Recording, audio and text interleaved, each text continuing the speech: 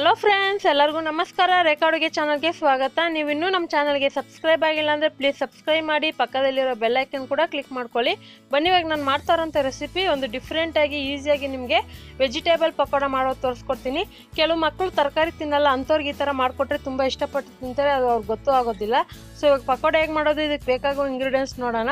ನೋಡಿ, ನಾನು ಸ್ಪೂನ್ ತೋರಿಸ್ತಾ ಇದ್ದೀನಲ್ಲ, ಅದರಲ್ಲಿ ಸುಮಾರು ಒಂದು 5 ಟೇಬಲ್ ಸ್ಪೂನ್ ಆಗೋಷ್ಟು ಕಡಲೆ ಹಿಟ್ಟು ತೊಗೊಂಡಿದ್ದೀನಿ. ಅದೇ ಸ್ಪೂನಲ್ಲಿ ಒಂದು 2 ಟೇಬಲ್ ಸ್ಪೂನ್ ಆಗೋಷ್ಟು ಅಕ್ಕಿ ಹಿಟ್ಟು ತೊಗೊಂಡಿದ್ದೀನಿ.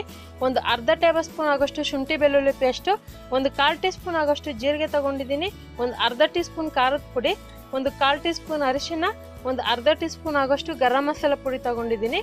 ಇವಾಗ ತರಕಾರಿ ತೋರಿಸ್ತಾ ಇದ್ದೀನಿ ನೋಡಿ. ಇವಾಗ ನಾನು ಇಲ್ಲಿ ಬೀನ್ಸ್ ತೊಗೊಂಡಿದ್ದೀನಿ, ಸುಮಾರು ಒಂದು 3 ಬೀನ್ಸ್ನ ಆದಷ್ಟು ತೆಳ್ಳಿಗೆ ಕ್ಯಾರೆಟ್ ಥರ ನಾನು ಕಟ್ ಮಾಡಿ ಇಟ್ಕೊಂಡಿದ್ದೀನಿ ಚಿಕ್ಕ ಚಿಕ್ಕದಾಗಿ. ಸೊ ಎಲೆಕೋಸು ಕೂಡ ಅಷ್ಟೇ ಉದ್ದುದಕ್ಕೆ ತೆಳ್ಳಗೆ ಕಟ್ ಮಾಡಿರೋದು. ಹಸಿರು ಮೆಣಸಿನ್ಕಾಯಿ ಒಂದು 4 ಹಸಿರು ಮೆಣಸಿನ್ಕಾಯಿ ಅದನ್ನು ಕಟ್ ಮಾಡಿ ಇಟ್ಕೊಂಡಿದ್ದೀನಿ. ಸ್ವಲ್ಪ ಕರಿಬೇವು, ಸ್ವಲ್ಪ ಕೊತ್ತಂಬರಿ ಅದನ್ನು ಕಟ್ ಮಾಡಿರೋದು. ಸೊ ಈರುಳ್ಳಿ ಕೂಡ ಒಂದು ಈರುಳ್ಳಿ ಕಟ್ ಮಾಡಿರೋದು, ಒಂದು ಕ್ಯಾಪ್ಸಿಕಮ್ ಮತ್ತು ಒಂದು ಮೀಡಿಯಮ್ ಸೈಜ್ ಕ್ಯಾರೆಟ್ ಅದನ್ನು ತುರಿದಿಟ್ಕೊಂಡಿದ್ದೀನಿ. ಮತ್ತು ಮಾಡೋದಕ್ಕೆ ರುಚಿಗೆ ತಕ್ಕಷ್ಟು ಉಪ್ಪು. ಈಗ ಹೇಗೆ ಮಾಡೋದಂತ ನೋಡೋಣ ಬನ್ನಿ. ಇವಾಗ ಒಂದು ಬೌಲ್ ಇಟ್ಕೊಂಡಿದ್ದೀನಿ, ಅದಕ್ಕೆ ಸೊ ಈ ತರಕಾರಿ ಎಲ್ಲ ಹಾಕ್ಕೊಬೇಕಾಗುತ್ತೆ. ತರಕಾರಿ ಎಲ್ಲ ಹಾಕ್ಕೊತಾ ಇದ್ದೀನಿ ನೋಡಿ. ನಿಮಗೆ ಇದಕ್ಕೆ ಬೇಕಂದರೆ ಇದಕ್ಕೆ ಆಲೂಗಡ್ಡೆ, ಬದನೆಕಾಯಿ ಕೂಡ ಸಹ ಹಾಕ್ಕೋಬೋದು. ಆಲೂಗಡ್ಡೆ ಹಾಕಿದ್ರೆ ಕೂಡ ಚೆನ್ನಾಗಿರುತ್ತೆ. ಆಲೂಗಡ್ಡೆ ಇರಲಿಲ್ಲ, ಹಂಗಾಗಿ ನಾನು ಹಾಕಿಲ್ಲ. ಸೊ ನಿಮ್ಮ ಮನೇಲಿದ್ದರೆ ಆಲೂಗಡ್ಡೆ ಕೂಡ ಯೂಸ್ ಮಾಡ್ಕೊಳ್ಳಿ, ಇಲ್ಲಾಂದರೆ ಯಾವ ತರಕಾರಿ ಇದೆ ಅದು ಕೂಡ ಹಾಕ್ಕೊಳ್ಳಿ. ಇದಕ್ಕೆ ಸ್ಪೈಸಸ್ ಎಲ್ಲ ಹಾಕ್ಕೊತಾ ಇದ್ದೀನಿ. ಖಾರದ ಪುಡಿ, ಅರಿಶಿನ ಪುಡಿ, ಗರಂ ಮಸಾಲ ಮತ್ತು ಶುಂಠಿ ಬೆಳ್ಳುಳ್ಳಿ ಪೇಸ್ಟು, ಜೀರಿಗೆ. ಶುಂಠಿ ಬೆಳ್ಳುಳ್ಳಿ ಪೇಸ್ಟ್ ಹಾಕೋದ್ರಿಂದ ಒಳ್ಳೆ ಫ್ಲೇವರು, ಟೇಸ್ಟ್ ಕೂಡ ಚೆನ್ನಾಗಿರುತ್ತೆ. ನಿಮಗೆ ಗರಂ ಮಸಾಲ ಬೇಡ ಅಂದರೆ ಕೂಡ ಸ್ಕಿಪ್ ಮಾಡ್ಕೋಬೋದು, ಹಾಕಿದ್ರೆ ಕೂಡ ಅದು ಕೂಡ ಚೆನ್ನಾಗಿರುತ್ತೆ.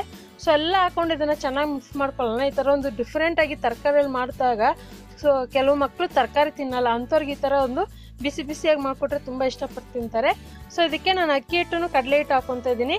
ತರಕಾರಿ ಮೇಲೆ ಡಿಪೆಂಡ್ ಆಗುತ್ತೆ ಕಡಲೆ ಹಿಟ್ಟು, ಅಕ್ಕಿ ಹಿಟ್ಟು. ನೀವು ತರಕಾರಿ ಜಾಸ್ತಿ ತೊಗೊಂಡು ಹಿಟ್ಟು ಕಡಿಮೆ ಮಾಡಿಕೊಂಡ್ರೆ ಅದು ಚೆನ್ನಾಗಿ ಬರೋದಿಲ್ಲ. ಬೇಕಂದ್ರೆ ಒಂದು ಸ್ವಲ್ಪ ಹಿಟ್ಟು ಕೂಡ ಜಾಸ್ತಿ ಹಾಕ್ಕೊಳ್ಳಿ, ಕಡಲೆ ಹಿಟ್ಟು ಮತ್ತು ಒಂದು ಸ್ವಲ್ಪ ಅಕ್ಕಿ ಹಿಟ್ಟು ಕೂಡ ಹಾಕ್ಕೊಳ್ಳಿ. ಇದಕ್ಕೆ ಸ್ವಲ್ಪನೇ ನೀರು ಚಿಮ್ಮಿಸ್ಕೊಂಡು ಚೆನ್ನಾಗಿ ಕಲಿಸ್ಕೊತೀನಿ. ಪಕೋಡಾಗೆ ಯಾವ ರೀತಿ ಕಲಿಸ್ಕೋಬೇಕು ಅದೇ ರೀತಿ ಕಲಿಸ್ಕೋಬೇಕು. ನಾನು ಆಲ್ಮೋಸ್ಟ್ ಪಕೋಡಗಳು, ಬಜ್ಜಿ, ವಡೆ ಆ ಥರ ಎಲ್ಲ ರೆಸಿಪಿಗಳು ಅಪ್ಲೋಡ್ ಮಾಡಿದ್ದೀನಿ. ಸೊ ಇವಾಗ ನೋಡಿ, ಇದಕ್ಕೆ ಕಾದಿರೋ ಅಂಥ ಎಣ್ಣೆ ಹಾಕ್ಕೊತಾ ಇದ್ದೀನಿ. ಸೊ ಈ ಥರ ಹಿಟ್ಟು ಕಲಸೋವಾಗನೇ ನೀವು ಎಣ್ಣೆ ಕಾಯಕ್ಕೆ ಇಟ್ಕೊಂಡ್ರೆ, ಸೊ ಯಾಕಂದರೆ ಪಕೋಡಾಗೆ ಬಿಸಿ ಎಣ್ಣೆ ಹಾಕಿದ್ರೇ ನಿಮಗೆ ಅದು ಕ್ರಿಸ್ಪಿನೆಸ್ ಬರೋದು. ಅದಕ್ಕೋಸ್ಕರ ಕಾದಿರೋ ಅಂಥ ಒಂದು 2-3 ಸ್ಪೂನ್ ಎಣ್ಣೆ ಬೇಕಾಗುತ್ತೆ. ಇದಕ್ಕೆ ಇನ್ನೊಂಚೂರು ನೀರು ಬೇಕಂದ್ರೆ ಕೂಡ ಹಾಕೋಬೋದು. ಇವಾಗ ನೋಡಿ, ಈ ಥರ ಕಲಸಿಟ್ಕೋಬೇಕಾಗುತ್ತೆ ಗಟ್ಟಿಯಾಗಿ. ಸೊ ಅದೇ ಟೈಮ್ಗೆ ಎಣ್ಣೆ ಇಟ್ಟಿದ್ದೆ ನಾನು ಹೇಳಿದ್ನಲ್ಲ. ಸೊ ಎಣ್ಣೆ ಕೂಡ ಚೆನ್ನಾಗಿ ಕಾದಿರಬೇಕು. ಸೊ ಅದಕ್ಕಂದ್ಬಿಟ್ಟು ಎಣ್ಣೆನ ಫುಲ್ಲು ಹೈ ಸ್ಪೀಡಲ್ಲಿ ಇಟ್ಟರೆ ಏನಾಗುತ್ತೆ ಅಂದರೆ ಪಕೋಡ ಹಾಕೋವಾಗ ನೀವು ಮೇಲೆ ಫುಲ್ಲು ಕಲರ್ ಬಂದ್ಬಿಡುತ್ತೆ, ಒಳಗಡೆ ತರಕಾರಿ ಬೇಯೋದಿಲ್ಲ. ಅಂದರೆ ಮೀಡಿಯಮ್ ಹೀಟಲ್ಲಿ ಇರಬೇಕಾಗುತ್ತೆ. ಸೊ ಮೀಡಿಯಮ್ ಹೀಟಲ್ಲಿ ಇದ್ದಾಗ ನೀವು ಪಕೋಡ ಹಾಕಿದಾಗ ಜಸ್ಟ್ ಒಂದು 3-4 ನಿಮಿಷದಲ್ಲಿಗೆ ಅದು ಚೆನ್ನಾಗಿ ಫ್ರೈ ಆಗುತ್ತೆ. ಸೊ ಇದನ್ನು ಒಂದು ಕಡೆ ತಿರುವಾಕೊಳ್ಳೋಣ.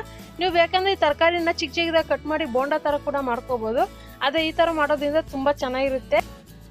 ಹಾಗೆ ಈ ಥರ ಒಂದು ಪಕೋಡನ ನೀವು ಯಾವಾಗ ಬೇಕಾದ್ರೂ ಮಾಡ್ಕೊಂಡು ತಿನ್ಬೋದು, ತುಂಬಾ ಚೆನ್ನಾಗಿರುತ್ತೆ. ಅದರಲ್ಲೂ ತರಕಾರಿಯಲ್ಲಿ ಹಾಕಿ ಮಾಡಿದಾಗ ಒಂದು ಡಿಫ್ರೆಂಟ್ ಟೇಸ್ಟ್ ಇರುತ್ತೆ.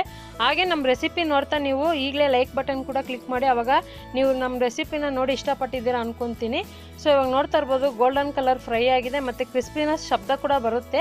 ಸೊ ನೀವು ಮಾಡೋವಾಗ ಗೊತ್ತಾಗುತ್ತೆ. ಇವಾಗ ನೋಡಿ, ಇದು ರೆಡಿಯಾಗಿದೆ, ಇದನ್ನು ಸರ್ವ್ ಮಾಡ್ಕೊತಾ ಇದ್ದೀನಿ. ನಾನು ಹೇಳ್ದಂಗೆ ಈ ಪಕೋಡನ ನೀವು ಮಾಡಿ ಯಾವಾಗಾದರೂ ಎಲ್ಲಾದರೂ ಎತ್ಕೊಂಡು ಕೂಡ ಹೋಗ್ಬೋದು. ಸೊ ಮಕ್ಕಳು ಕೊಡೋದಾದರೆ ಸಾಸ್ ಜೊತೆ ಕೊಡಿ, ಇಲ್ಲಾಂದರೆ ಬಿಸಿ ಬಿಸಿನೇ ತಿನ್ನೋ ಕೊಡಿ, ತುಂಬ ಚೆನ್ನಾಗಿರುತ್ತೆ. ಖಂಡಿತ ಇವತ್ತು ಮಾಡಿರೋಂಥ ರೆಸಿಪಿ ನಿಮ್ಗೆ ಇಷ್ಟ ಆಗಿದೆ, ನೀವು ಕೂಡ ಟ್ರೈ ಮಾಡಿ.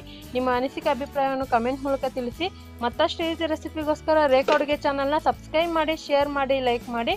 ಈ ವಿಡಿಯೋ ನೋಡಿದ್ದಕ್ಕಾಗಿ ಎಲ್ಲರಿಗೂ ಧನ್ಯವಾದಗಳು.